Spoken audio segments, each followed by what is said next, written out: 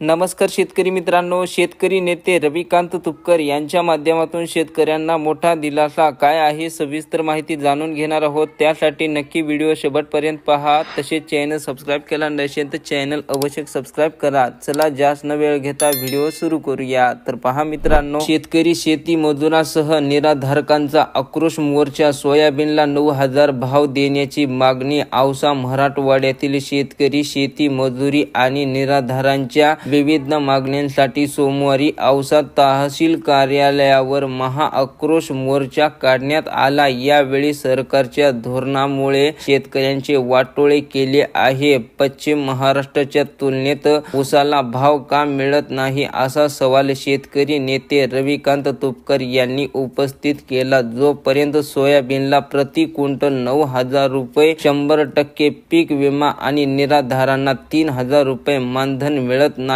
तोपर्यंत शांत बसणार नसल्याचा इशारा त्यांनी दिला। औसा तालुक्यातील 15 दिवसात 100 गावातून 150 किमी पायी दिंडी काढून शेतकरी शेती मजूर आणि निराधारांच्या मागणीची जनजागृती करण्यात आली। किल्ला मैदान ते औसा तहसील कार्यालयापर्यंत महाआक्रोश मोर्चा काढून सरकारने लक्ष वेधले। यावेळी कांदा निर्यात बंदी उठवून नियमित कर्ज फेडणाऱ्या शेतकऱ्यांना 50,000 प्रोत्साहन अनुदान द्यावा, तसेच चालू बाकी करण्यासाठी व्याजासह कर्जाची 19 जानेवारीला रेल्वे अडवणार। आम्ही आमचा हक्क व अधिकार मागतोय। सोयाबीनला एकरी 35,000 खर्च आणून उत्पन्न 15,000, त्यामुळे शेतकरी आत्महत्या करत आहे।